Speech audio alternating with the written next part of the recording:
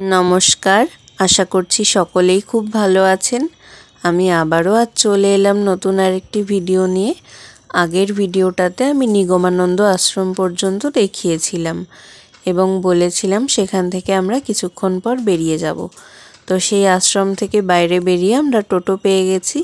টোটোতে উঠে এখন আমরা যাচ্ছি হালিশহর ফুচকাপাড়ার দিকে। সরি, ফুচকাপাড়াটা ঠিক হালিশহরের মধ্যে পড়ে না, ওটা হালিশহর আর কাঁচরাপাড়ার মাঝামাঝিতে পড়ে এবং ওখানে খুব সুন্দর একটি মন্দিরও আছে জানেন, রানী রাসমণির মন্দির। চলুন আজ সেগুলোই আপনাদেরকে ঘুরিয়ে দেখাবো। এই দেখুন, আপনাদের সাথে গল্প করতে করতে আমরা পৌঁছে গেলাম রানী রাসমণির মন্দিরের কাছে।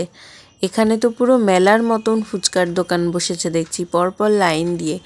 আর এই রাস্তা দিয়ে আস্তে আস্তে প্রায় 20 থেকে 25টা বাড়িতে ফুচকার দোকান দেখলাম। এখানে আসার পর আমরা দেখছি এখানে শুধু রানী রাসমণির মন্দিরটাই একা দাঁড়িয়ে নেই, আছে আরও দুটো মন্দির, এই একটা আর এই একটা। আর ওই যে দূরে রানী রাসমণির মন্দির, এক্ষুনি আমরা ওই মন্দিরে যাব। এখানে দাঁড়িয়ে কিছু ফটো তুলে নিই, তারপর ওইখানে যাব। রাস্তা দিয়ে টোটো করে আস্তে আস্তে তো অনেকগুলো বাড়িতেই ফুচকার দোকান দেখলাম, সেখানে মহিলারা ফুচকা বিক্রি করছিলেন। আমরা আর তখন ভিডিও করিনি, যেহেতু টোটোতে আসছিলাম ঝাঁকুনিতে আর ভিডিওটা ভালো হতো না। তো এখানে এসে আমরা দেখছি যে পুরুষ মানুষেরা ঠেলা গাড়ি করে এখানে ফুচকা নিয়ে বিক্রি করছেন।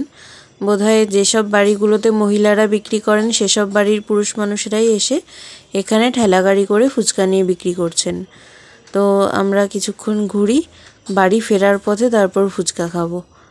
এখন খাবো না, আগে ঘুরে ফটো তুলে নিই, নয়তো সূর্য ডুবে যাওয়ার সময় হয়ে আসছে, যেই কারণে আগে ছবিগুলো তুলে নিই তারপর ফুচকা খাবো। এই দেখুন লেখাগুলো একটু দেখে নিন, কটা ফুচকা, কত টাকায় কি ফুচকা সব দেওয়া আছে এখানে। গঙ্গার ধারে এসে চা খেতে কিন্তু বেশ ভালোই লাগে বলুন। আমার মায়ের এখন একটু চা খেতে ইচ্ছে করেছে, তো শুধু মা কেন একা খাবে, আমরাও তাতে ভাগ বসিয়েছি। 3টে চা নিয়ে নিলাম, সাথে 1 প্যাকেট বিস্কুট, গঙ্গার ধারে বসে গরম গরম চা আর 1 প্যাকেট বাটার বাইট বিস্কুট।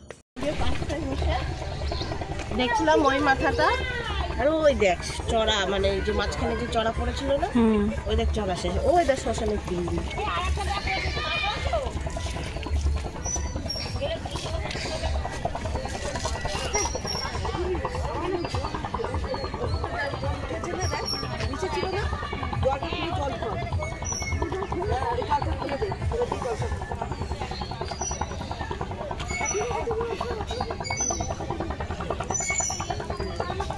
ওই দেখো বাঘের মাথা, বাঘের মাথা।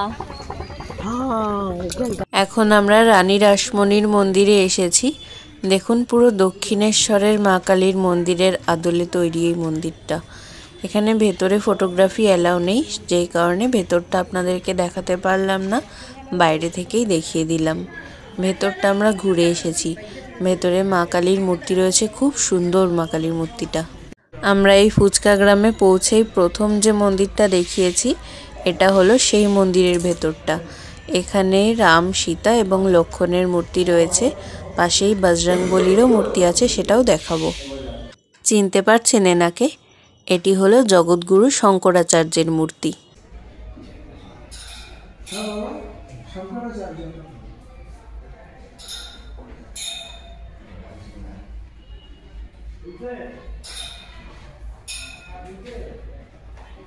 আর এই হলেন আমার প্রিয় বজরংবলী।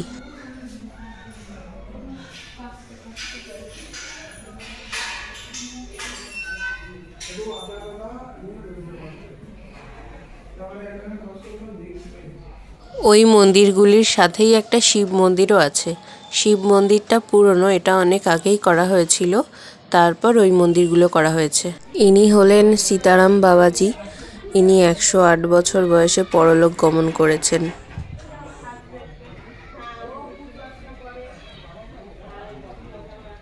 পরন্ত বিকেলে মা গঙ্গাকে কি সুন্দরই না লাগছে বলুন।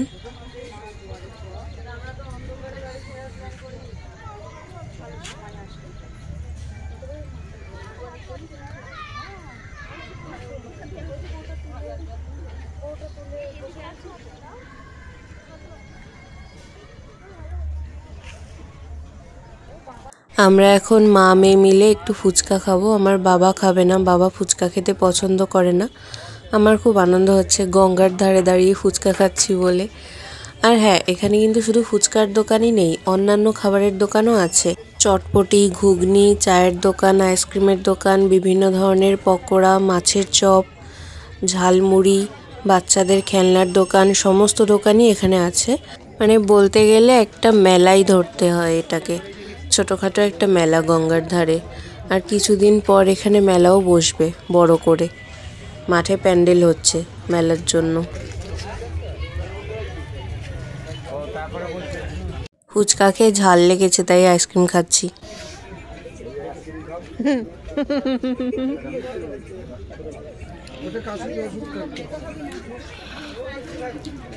যারা আমার ব্লগ দেখেন তারা তো সকলেই জানেন যে আমি পুতুল এবং বাচ্চাদের খেলনা খুবই পছন্দ করি। এখানে খেলনার দোকান পেয়ে গেছি, এখানেও চলে এসেছি খেলনা দেখতে।